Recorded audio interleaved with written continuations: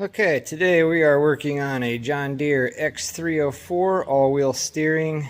Got to change the transmission fluid in it, and step one is remove transmission. I should have started recording a little sooner, but I'm going to go ahead and just kind of give you guys a rundown of what's going on here, because I don't have it out yet, but I could not find anything on the all-wheel steering one. I did see a lot of video, well, not a lot, just a couple videos on how to change the transmission fluid in one of these without the all-wheel steering. And this is a little bit different. So if you guys have one of these, here's what you got to do. First thing I did is I put 3 of these plastic shims on each side of the front axle there, between the frame and the axle. That way to keep it from tilting when you're doing the jacking up of the back. So the first thing you do is you jack it up in the back where I got these jack stands right here where the hitch goes. Then what you're going to do is this nifty little thing right here. This is your transmission release, and then that feeds all the way through, and it goes right here. Okay, so the first thing you got to do with that is take that little pressure washer off that this pressure fits on. You snap that off with your nifty little flathead screwdriver and a tiny little hammer. And be light. Light taps with it, it comes right off. So then after that, you take, let me zoom in here. Right there, there's a pin that goes in that, just like a cotter pin. I'll show you that in a second. And then there's another one right there. So that is your parking brake. And this one here, I would assume, is your go button. So it probably goes up to the gas pedal there, the go pedal. And then you have, oh, they're on this side. Sorry. So these are the nifty pins that go in those two things. And the one that goes to the gas pedal that's sitting sideways over there, that goes on the outside. Okay. Then, what you want to do is pull these pins out. I got one on each side. It has another one of those nifty pins out of the deck here. So you can let that down, because you're going to have to get up there to the belt tensioner that goes all the way back to the top of the transmission there. Alright, so once you get that out of the way, then you take your second jack, which I robbed from underneath the truck over there. I'll show you that later. Anyways. You take another jack and you jack it up here, and you get that jack underneath the transmission, and you pull this jack out and you put 2 jack stands here. Yep, it's a shit show, but it makes it a lot easier, okay? So after we get that done, then you take your 15 millimeter, and I think, what is it? Is it this one? No. Your 18 millimeter, go ahead and take your steering arms off of your spindles here. Then the only thing left to do is take out these 2 bolts here, which are 13 millimeter. So what you want to do, get yourself 13 millimeter wrench on the top, a little 13 millimeter deep well underneath here. Take those 2 bolts out on each side, and this should drop down. I did take, let's see, what else did I do here? I think that's about it so far. It's pretty simple, just a lot of dicking around. Obviously I had to take the wheels off before I stuck the jack under the transmission. So that was one of the first steps there to get that off. But it seems pretty simple. But the drain plug, or the fill plug I should say, because there is no drain plug on it, is underneath that fan there. So once I get this out, I will show you guys. We gotta flip this stupid thing upside down, dump all the fluid out, and then get it back in there. But first I gotta get the belt tension. Gotta get this belt tension off of this, because that's the only thing holding me up other than those 2 bolts and those 2 bolts. So again, it is pretty simple. Forgot where I took that off of. I'm missing something here. Where did I take that off of? Oh, yeah, so that's the reason I have the 2 13 millimeter wrenches here. You have a little brace, which they do not have on the standard edition because it's solid mounted. They don't have the four-wheel steering, but this little bolt goes through there. It's just a brace on the transmission. That's what you'll need the two 13 millimeters for. So you'll need two 13 millimeters, 15 millimeter, 18 millimeter. This is your lug nut, 16 millimeter. You'll need your fancy little flathead, the punch and a hammer. That worked real good for punching that through. I had these 2x4s stacked upright like this so it didn't drop down and smush my leg or my fingers. So that's where we're at. Pretty simple. I did use the Big Daddy here, which I didn't need. I could have used the 3/8, so I'll probably switch the 18 and the 16 to a 3/8 drive so I can use this to put the wheels back on instead of the big one. I really don't need that. So that's where we're at so far. We got to get the belt tension off of that and 4 bolts, and we'll drop that transmission out, flip her upside down, and dump it out. So I'll be right back as soon as we get this out. Alright, I went ahead and switched out the half-inch stuff for the 3/8 drive stuff, and I figured, you know, what the hell, you guys are probably going to want to watch the struggle here and see how difficult this is to get it out, because this is my first time on this. I'm used to working on the New Holland. There's one. Just got a little nylock on it. Let's go ahead, so you don't lose that, stick it back on there. Throw it up there. Let's get the next one. Maybe. Find the right angle. Sorry, I don't have my equipment or my mic, nothing like that.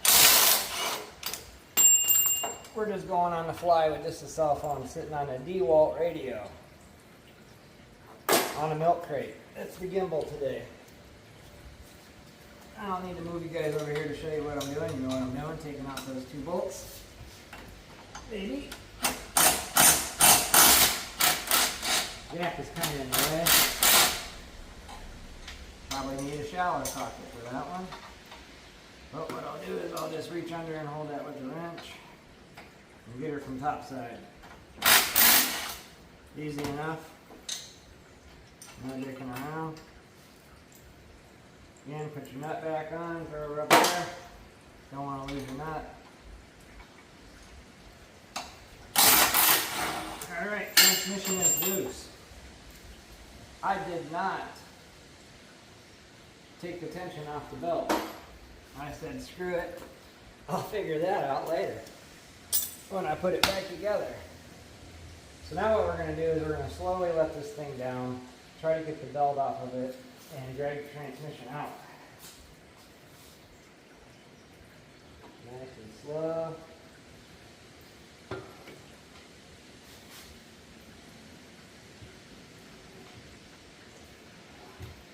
And touchdown. So again, I did not take the tension off the belt, so I'll have to take the belt tension off before I put it back in there. So let me go ahead and drag this thing out. Now normally, what they did on the other models, I'm going to get this jack out of here. That's what's coming with it. So, on the one that does not have all-wheel steering, they left the back tires on it, and they just lifted up the mower and walked forward. But they didn't have all this stupid steering stuff in the way. So, here it is. Here's your all-wheel transmission, or all-wheel steer transmission. I wish it was all-wheel drive. The New Hollands are four-wheel drive, but yeah, it's pretty simple. So let me see if you guys can see, because I don't have a fancy gimbal. Yeah, you can see. So this thing right here, that is your transmission release for neutral. You push that all the way forward, and you can push the mower around. You pull that lever back, and now you can go when you got it in gear. This right here is your parking brake, and this is your go pedal. Very simple.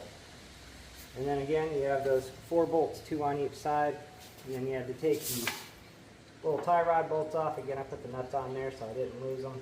Try to put as much as you can back.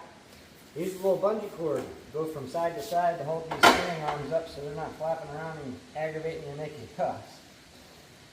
So now what we got to do is take this plug out right here and dump this thing upside down. So what I think I'm going to do is what they did do on another video.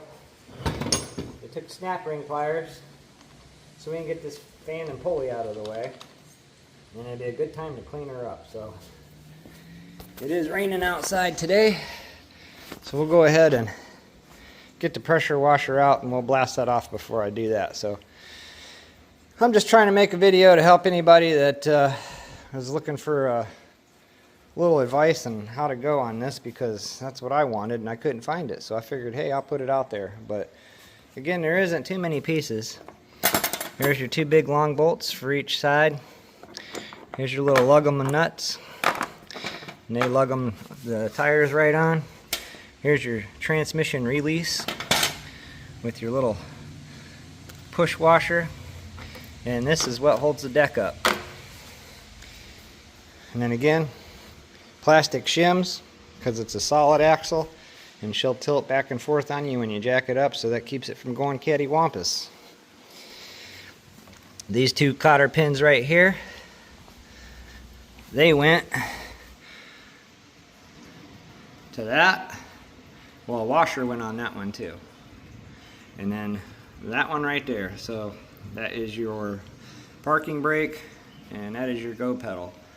So it is actually fairly simple. They said it took like 6 hours to do this, and I don't see how it could take 6 hours. So there we go. It's fairly simple. There's not much there to it. Now, like I said, I do have to figure out how to loosen the tension on that belt, which I did once before because we replaced that belt and the belts and pulleys, and I just replaced the blades on it right before I dropped the deck. So anyhow, that's where we're at so far.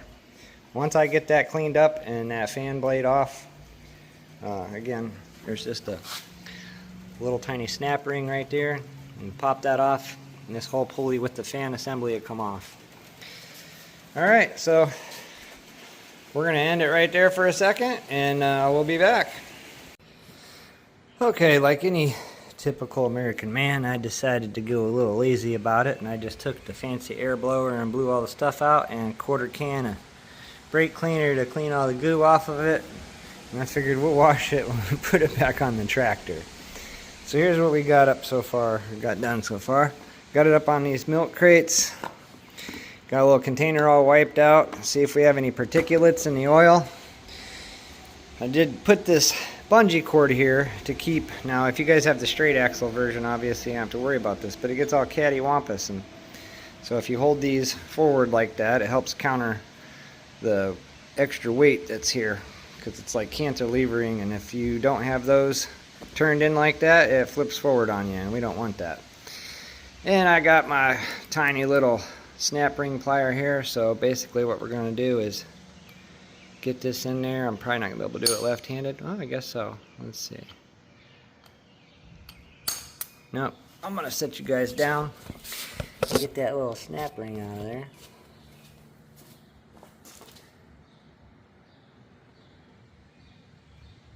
At least I don't have to solder nothing. No push-pulls.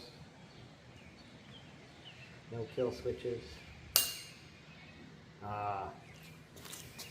I bent a little snap ring plier. Well, hold on a second. I gotta go get another one. Alright, I'm back. Got the bigger ones. Hopefully I don't have to change the little arms in it. Let's see here. Of course I do, because I didn't practice my 6 Ps. Alright, I'll be back again. Hold on. Alright, change the little arms. Let's see what happens this time. Did I pick the right ones? It appears so. There we go. Got it right off. See what happens when you practice your 6 Ps? I didn't do that. Comes right off. I guess I better just set this out of the way before I screw up and kick the parts everywhere. There's a spring washer in between that fan and the pulley. Alright. So the next thing is we gotta remove this fill plug here. And if I ruin it, We're gonna have to buy another one.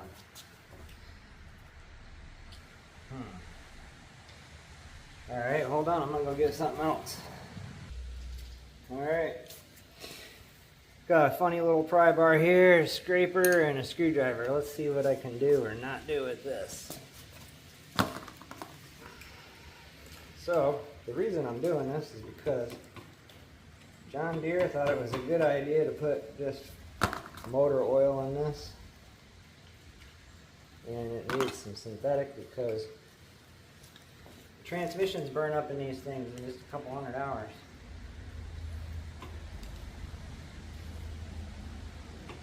And most people don't want to go through all this. And I don't blame them. What a pain in the butt. Alright. Hold on one more second and I'll tell you what happened. Alright, so here we go. Got the channel locks. Stick it on here like this. And what do you know? It comes right out. Oh, there's a magnet there. Forgot about that. Good thing I didn't fall down in there.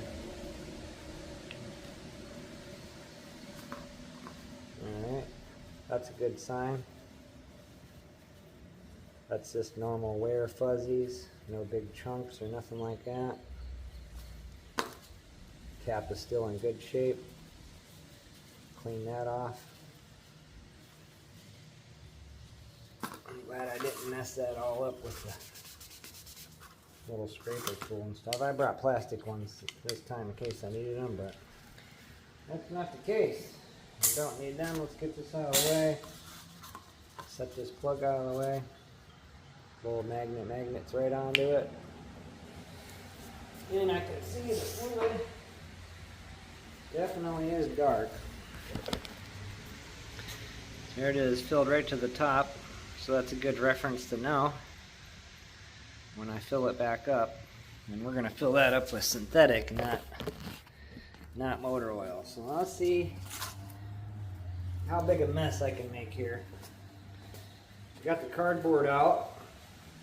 Got me some paper towels, extra ones here, bag to put them in. Let's see if I can do this without getting oil all over the floor still.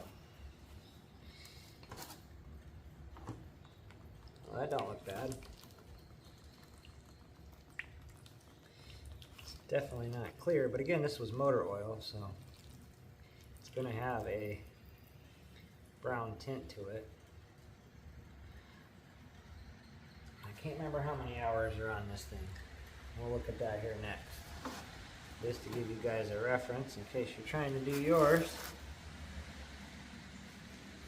They want you to do this after 50 hours break-in, and then I think at 100 hours, or maybe it was 200. I don't know. I'll tell you in part 2, because I gotta go buy the synthetic oil. And it's not just any synthetic oil, it's a special kind. The wife is good at all that research crap, so she took care of that.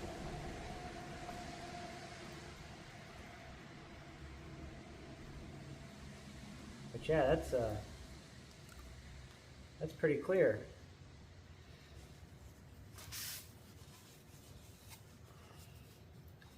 I was expecting it to look all black and gnarly, the way she was freaking out. It's gonna ruin the tractor. I said, it's probably fine. I'll probably run my mess up.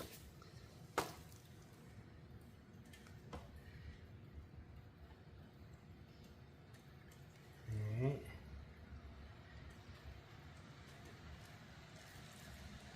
Gonna give it a little shake around. Now when we put the fluid back in it, there's a whole procedure of priming the pump in it.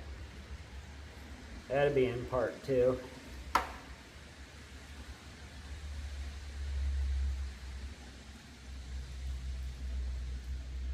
Just noticed some shims in there. Better not get them out of place or lose them. Got the bolts out of it to hold the axle in. Let's flip this back over. I should hold that there pretty good. Alright, let me wipe my hands off.